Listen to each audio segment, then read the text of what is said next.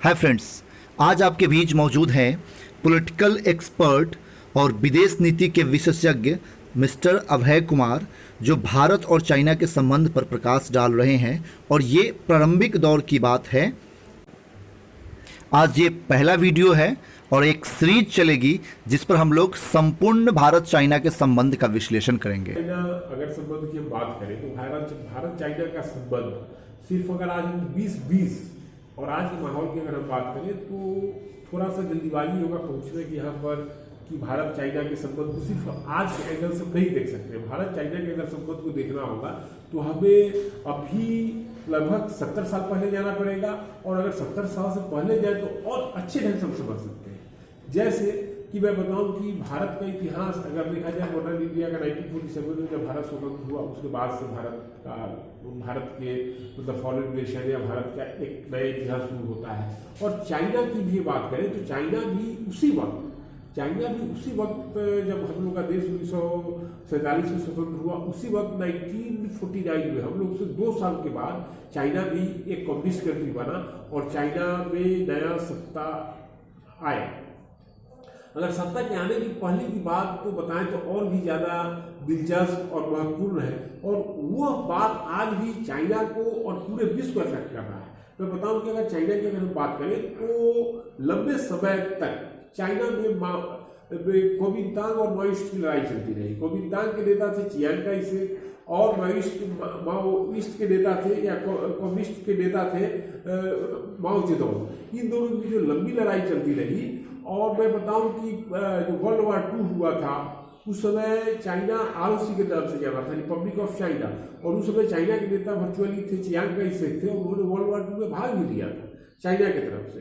तो वो कैपिटलिस्ट थे, चियांग काई शेक साहब कैपिटलिस्ट मेंटालिटी के थे, माओ जेडोंग कम्युनिस्ट मेंटालिटी के थे, और अमेरिका का या कैपिटलिस्ट वर्ग का पूरा सपोर्ट चियांग काई शेक को था। साथ ही साथ माओ जेडोंग को पूरा कम्युनिस्ट का, जिसमें सोवियत संघ आया या सोवियत संघ उनके जो अपने जो मित्र मंडली या अपने मानसिकता के लोग थे उनका सहयोग था।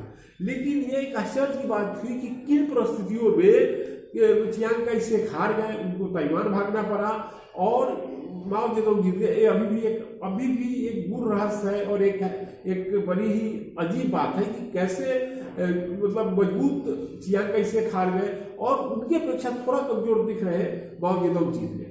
तो अगर उस वक्त चियांग काई शेक अगर के हाथों में चाइना की सत्ता रहती, ROC रहता, अभी PRC People's Republic of China है, अगर ROC रिपब्लिक ऑफ चाइना रहता तो आज हम लोग का चाइना दूसरे रंग का होता और वर्ल्ड की परिस्थिति भी अलग होती। आज हम लोग कोरोना देख रहे हैं, कोरोना के बाद जो पूरे साल के रसी की स्थिति देख रहे हैं, चाइना का हर कंट्री के साथ लगभग संबंध खराब होता जा रहा है। अगर चियांग काई शेक राष्ट्राध्यक्ष होते तो शायद आज यह स्थिति नहीं आती जो आज की डेट में है। खैर चलिए, वो तो एक बात हुआ।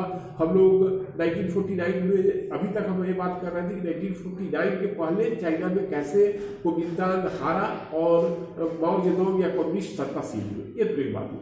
जब सत्तासीन हो गए कम्युनिस्ट 1949 में, उसके बाद भारत प्रारंभिक कंट्री जो था, या यूँ कहें कि फर्स्ट नॉन कम्युनिस्ट कंट्री था जिसने चाइना को मान्यता दिया, और चाइना PRC बना, पीपुल्स रिपब्लिक ऑफ चाइना, और ROC रिपब्लिक ऑफ चाइना जो चियांग काई शेक का था वो 50 लाख आदमी के साथ भाग करके ताइवान चले गए। एक और मैं आगे बढ़ने के पहले कुछ और बताऊं, उससे पहले एक और बड़ी ही दिलचस्प बात बताना चाहूंगा कि 1971 तक वीटो पावर ROC यानी ताइवान के पास था। 1971 तक यूनाइटेड नेशंस में वीटो पावर मतलब कि यूनाइटेड नेशंस सिक्योरिटी काउंसिल का परमानेंट मेंबर ताइवान था, ना कि PRC यानी चाइना था। तो एक बहुत ही दिलचस्प बात है। अगर जानकारी हो तो अच्छी बात है, नहीं जानकारी हो तो जानकारी लेने की बात। अच्छा सर, एक क्वेश्चन हम यहाँ पर आपसे लेना चाहेंगे कि जैसे आपने कहा कि भारत एक पहला ये कंट्री था जिसने चाइना को मान्यता दिया था, तो सर ये जब कोई कंट्री किसी भी कंट्री को उसको कंट्री होने की जो मान्यता देता है, इसके क्या कंडीशंस होते हैं, ये जरा जो भी प्रारंभिक हमारे दर्शक होते हैं या ऐसे फ्रेंड्स जो लोग काफ़ी लर्नर हैं वो इस बात को नहीं जान पाते हैं, तो अगर सर इससे ज़्यादा क्लियर करेंगे तो बेटर होगा।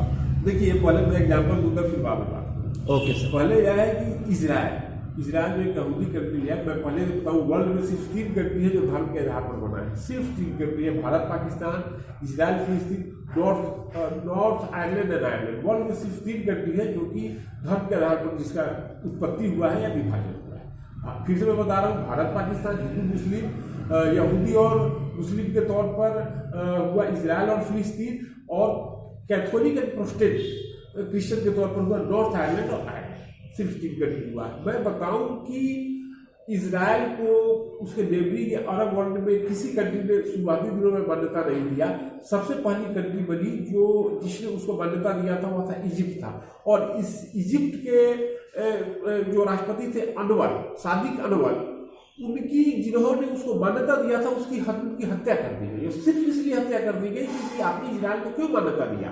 तो अगर हम किसी कंट्री को मान्यता देते हैं, आपने बिल्कुल सही कहा, मैं यहाँ आ रहा हूँ मान्यता पर, क्या आ रहा हूँ उसका एक क्या है कि जब 1950s में जब चाइना ने तिब्बत एक संप्रभु कंट्री था, सॉवरेन कंट्री था, वहाँ का पासपोर्ट था, वहाँ की करेंसी थी, सब कुछ एक अपनी कंट्री थी। जब उसको माओ जेडोंग वाले कम्युनिस्ट चाइना ने जब उसको अपने में मिलाया तो भारत ने उसको मान्यता दिया कि ना भैया, मैं मानता हूँ कि चाइना आपका है, अब वहाँ पर मैं कोई बिजनेस करूँगा तो आपके मार्फत करूँगा, वहाँ मैं प्रोजेक्ट लगाऊंगा तो आपके मार्फत लगाऊंगा। तो मतलब मैं अगर मान्यता देता हूँ, मैं अगर जैसे भारत ने कहा तिब्बत को कि मैं मान्यता देता हूँ कि Tibet is part of China, उस परिस्थिति में भारत और तिब्बत के साथ कोई भी व्यापार करेगा तो वो चाइना के मार्फत करेगा। वहां पर किसी भी तरह का प्रोजेक्ट लागू करेगा या किसी भी तरह की बात होगी तो वह भारत उसी के मार्फत करेगा। यह एक मान्यता देना बहुत बड़ी बात है। जैसे कि बहुत सारी कंट्री, नए कंट्री सामने में आ जाती है जिसको मान्यता नहीं दिया जाता है, मतलब कि वह कंट्री उसको मान ही नहीं रहा है कि आप उसके लेजिटिमेट उत्तराधिकारी है। इसका मतलब सर कहा जाए तो कहीं ना कहीं चाइना के विस्तारवादी नीति में प्रारंभिक दौर में भारत ने काफी हद तक उसका मदद किया। देखिए, आपने विस्तारवादी नीति सिर्फ चाइना के लिए प्रयोग होता है, मतलब कि आपने भी काफी, मतलब आपने भी कहीं ना कहीं काफी, तो मैंने कहूँगा कहीं ना कहीं आपने भी कुछ स्टडी किया, कितना किया है, ज्यादा किया, कम किया, आप जाए बिल्कुल सही आप बोल सकते हैं।